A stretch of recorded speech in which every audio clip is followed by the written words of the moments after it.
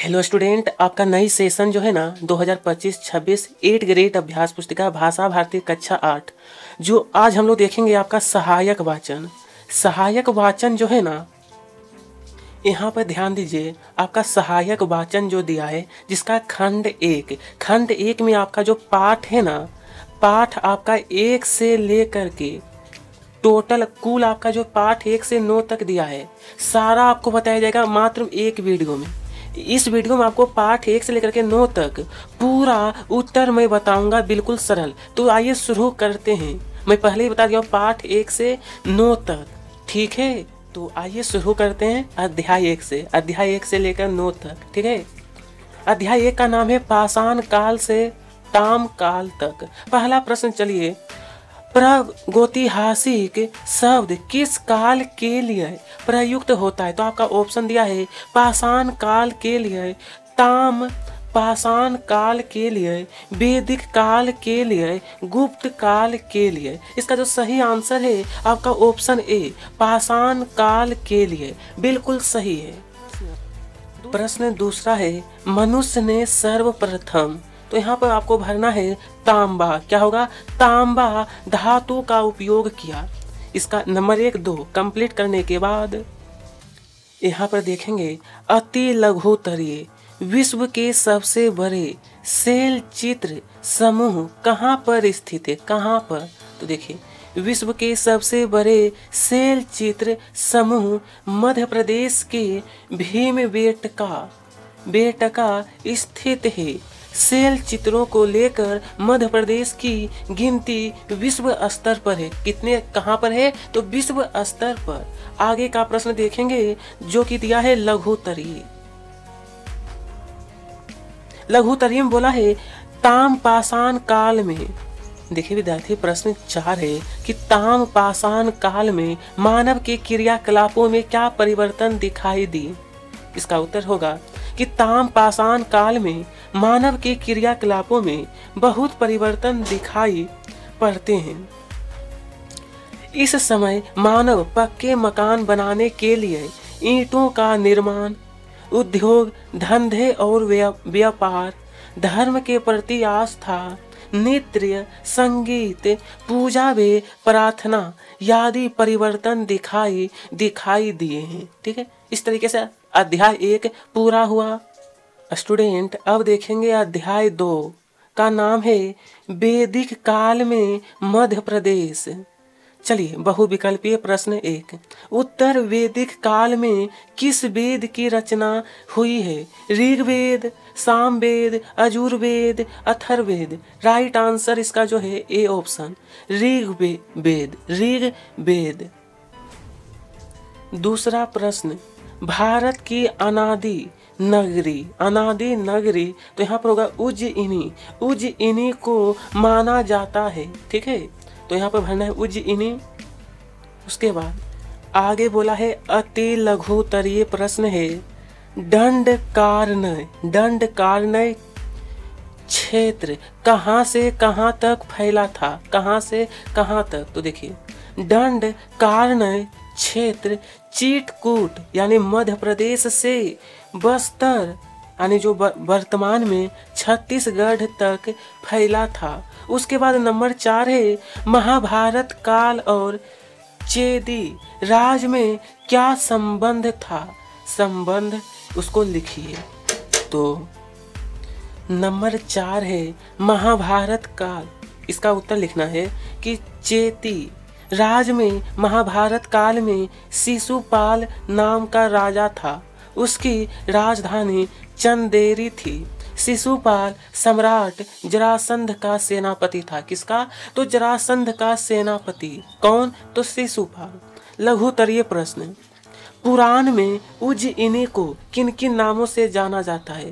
पुराण में, तो देखिए इसका राइट आंसर रहेगा पुराणों में उज्जयिनी को अवंतिका, अमरावती, प्रतिकल्या, कुमुदनी आदि नामों से जाना जाता है।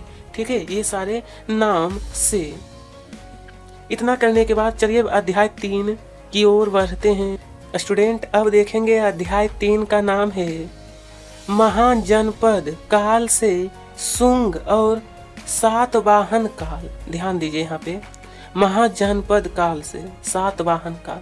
प्रश्न है, सम्राट अशोक किस वंश का शासक था? सम्राट अशोक ऑप्शन नंद वंश, शुंग वंश, नांग वंश, मौर्य वंश। सही आंसर डी ऑप्शन है, मौर्य वंश। उसके बाद दूसरा प्रश्न, चेदी महाजनपद की राजधानी जो है ना, वो यहाँ पर होगा शक्तिमती थी। कौन सा? तो शक्तिमती।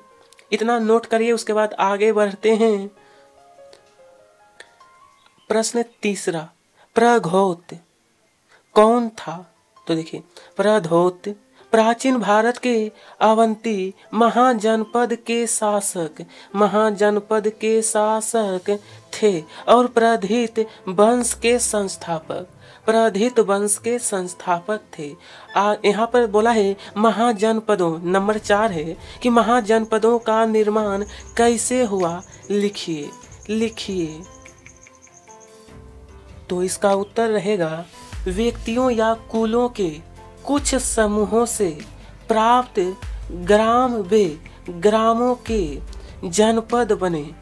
ईसा पूर्व 6ठी शताब्दी के पहले से ही कुछ जनपदों ने अपने अपने आसपास के जनपदों को जीतकर अपने राज्य में मिला लिया था और महाजनपदों का निर्माण किया। किसका दोस्तों? तो महाजनपदों का निर्माण किया।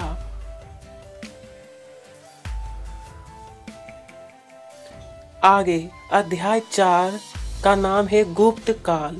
प्रश्न बोला है, भारतीय इतिहास का स्वर्ण काल था मौर्य काल, गुप्त काल, शुंग काल या फिर सातवाहन काल। इसका जो सही आंसर होगा ऑप्शन बी, गुप्त काल।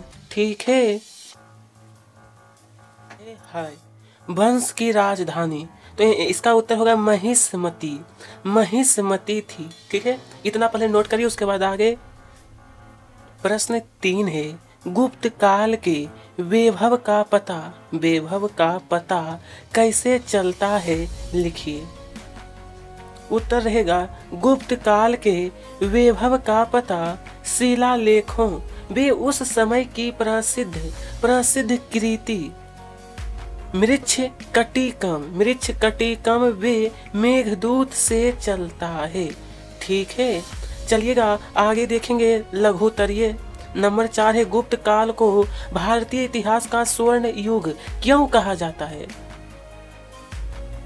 तो इसका उत्तर मैं बता देता हूँ। लिखना है, गुप्त काल में भारतीय संस्कृति का प्रचार प्रसार से लेकर साहित्य, कला, स्थापत्य कला, मूर्ति कला, चित्रकला तथा विज्ञान के क्षेत्रों में भी काफी उन्नति हुई, जिसके कारण गुप्त काल को भारतीय इतिहास का स्वर्ण युग कहा जाता है। गुप्त काल को भारतीय इतिहास का स्वर्ण युग कहा जाता है। ठीक है, इस तरीके से अध्याय 4 कंप्लीट हो गया। यहाँ पर अध्याय 5 का नाम है मध्य प्रदेश के प्रमुख राजवंश। प्रश्न 1 है, चंदेलों का राज्य किसके समय भारत का सबसे शक्तिशाली राज्य था? भारत का ऑप्शन दिया है, द्विदेव, राजा धंग, त्रैलोक्य वर्मन या फिर जय शक्ति। इसका राइट आंसर बी वाला है, राजा धंग। ठीक है। उसके बाद दूसरा प्रश्न 64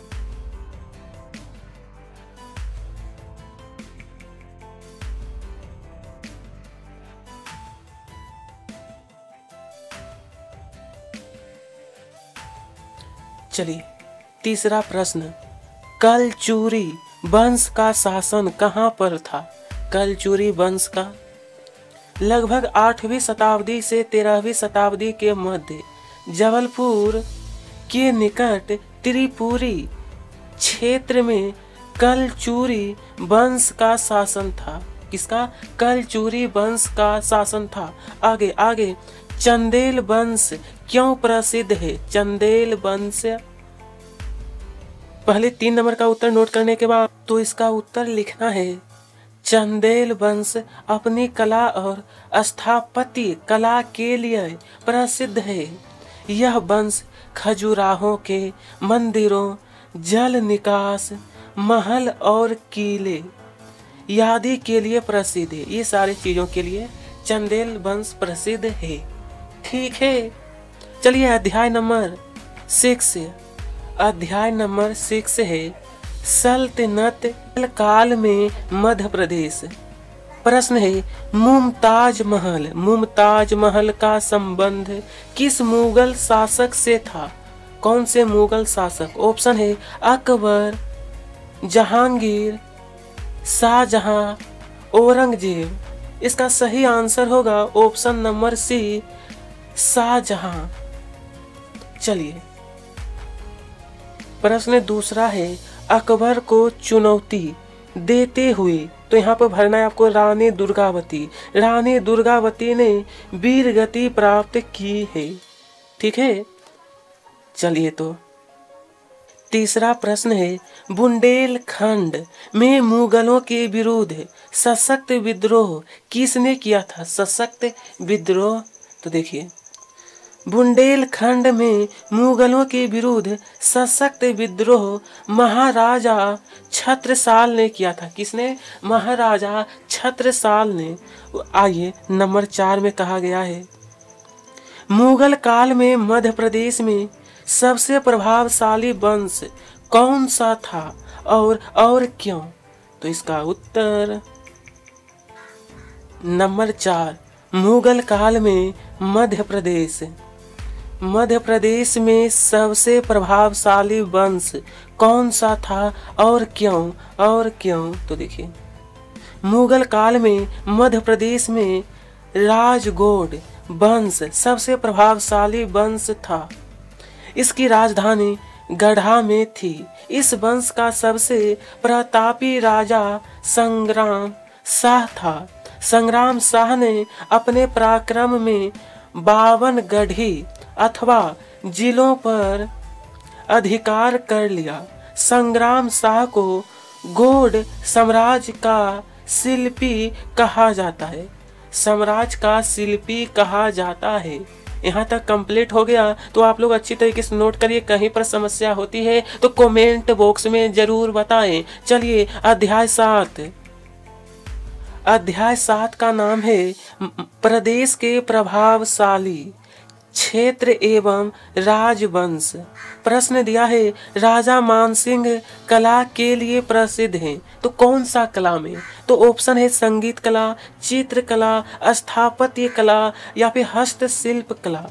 सही आंसर जो होगा ए ऑप्शन, संगीत कला के लिए प्रसिद्ध हैं। बोला है मराठा शक्ति का प्रभुत्व, मराठा शक्ति का, तो यहाँ पर हो जाएगा आपका महादजी ने पुनः स्थापित किया था। ठीक है, तो यहाँ पर आपको भर लेना है, इतना करिए। उसके बाद बोला गया है अब भोपाल रियासत की प्रमुख विशेषता क्या थी? भोपाल रियासत की, तो देखिए प्रमुख विशेषता भोपाल में 4 पीढ़ियों तक बेगमों का शासन रहा।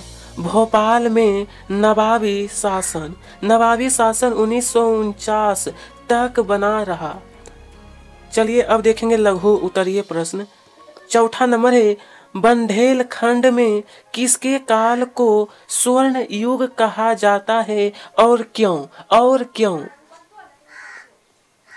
यहाँ पर कहा है, इसका उत्तर लिखना है बुंदेलखंड में महाराजा रामचंद्र के शासन काल को स्वर्ण युग कहा जाता है, क्योंकि इनका शासन काल कला और साहित्य का स्वर्ण युग कहलाता है। इस काल में अनेक पराक्रमी कलाप्रिय और साहित्यकार शासक हुए। ठीक है, इस तरीके से आपका यह भी हो गया। चलिए अब देखेंगे अध्याय 8 और एक बचेगा अध्याय 9। देखिए अध्याय 8 का नाम है बुंदेला विद्रोह से लेकर देश की स्वतंत्रता तक। नमक सत्याग्रह को आंदोलन भी कहते हैं। कौन सा आंदोलन? सविनय अवज्ञा आंदोलन, खिलाफत आंदोलन, असहयोग आंदोलन, भारत छोड़ो आंदोलन। इसका राइट आंसर ए ऑप्शन है, सविनय अवज्ञा आंदोलन। ठीक है, अब देखिए रानी अवंतीबाई, तो यहाँ पर भरना है आपको रामगढ़। रामगढ़ की रानी थी। कहाँ की रानी? तो रामगढ़ की। आगे बढ़ते हैं, अब नोट कर लीजिए। तीसरा प्रश्न, अंग्रेजों के विरुद्ध अंतिम संघर्ष कौन सा था? अंग्रेजों के विरुद्ध, इसका उत्तर रहेगा अंग्रेजों के विरुद्ध अंतिम बड़ा संघर्ष जो है ना 1942। यहाँ पर लिखा हुआ है 1942 में भारत छोड़ो आंदोलन था। चलिए लघुत्तरीय में प्रश्न 4 है, 1857 की क्रांति के संघर्ष में मध्य प्रदेश के प्रमुख केंद्र कौन कौन से थे? मध्य प्रदेश के प्रमुख केंद्र, इसका उत्तर लिखना है मध्य प्रदेश में संघर्ष के प्रमुख केंद्र थे महाकौशल में सागर, दमोह, जबलपुर, मंडला तथा बैतूल जिले। मध्य भारत में इंदौर, नीमच, मंदसौर, धार, महू, ग्वालियर और शिवपुरी तथा विंध्य क्षेत्र में छतरपुर, नौगांव, अजयगढ़ आदि। इस तरीके से आपको लिखना है। तो हमारा अध्याय 8 भी पूरा हो गया। एक लास्ट बचा हुआ है अध्याय 9। आइए इसे भी देख लेते हैं। ध्यान दीजिए, अध्याय 9 का नाम है मध्य प्रदेश का गठन। जैसा कि प्रश्न है मध्य प्रदेश का गठन हुआ था, आपका ऑप्शन है 1 नवंबर 1956, 1 अक्टूबर 1956, 1 नवंबर 1955, 1 दिसंबर 1955। सही आंसर ए वाला है, 1 नवंबर 1956 को स्थापित हुआ था, गठन हुआ था। चलिए, क्षेत्रफल की दृष्टि से भारत में मध्य प्रदेश का द्वितीय स्थल है। कौन सा? द्वितीय। पहला नंबर पर आपका उत्तर प्रदेश, दूसरा नंबर पर मध्य प्रदेश। तीसरा प्रश्न ध्यान दीजिए, छत्तीसगढ़ राज्य का गठन कब किया गया? छत्तीसगढ़ जो राज्य है, तो देखिए छत्तीसगढ़ राज्य का गठन 1 नवंबर 2000 को किया गया। यहाँ तक क्लियर है। उसके बाद चलिए यहाँ पर देखते हैं। नंबर 4 है, मध्य प्रदेश का गठन किन क्षेत्रों को मिलाकर किया गया था? किन क्षेत्रों को मिलाकर? तो इसका उत्तर लिखना है 11 नवंबर 1956 को मध्य प्रदेश का गठन किया गया। मध्य प्रदेश का गठन में महाकौशल 17 जिले, मध्य भारत 16 जिले, विंध्य प्रदेश, भोपाल राज्य 2 जिले आदि क्षेत्रों को मिलाकर किया गया। ठीक है, ये यहाँ पर आपका 4 है। ठीक है, ये आपका 4 लिखा हुआ है। तो इसी के साथ हमारा यह जो है खंड क समाप्त हुआ, आपका सहायक वाचन का। फिर से नेक्स्ट वीडियो हम लोग खंड ख को लेकर आएंगे। आप सभी को तहे दिल से धन्यवाद। और नेक्स्ट कौन सा चैप्टर चाहिए वो भी कमेंट बताइएगा। वीडियो पसंद आए तो लाइक करिएगा, साथ में सब्सक्राइब करिएगा, क्योंकि इसी तरीके से आपको मैं वीडियो प्रोवाइड करता रहूँगा।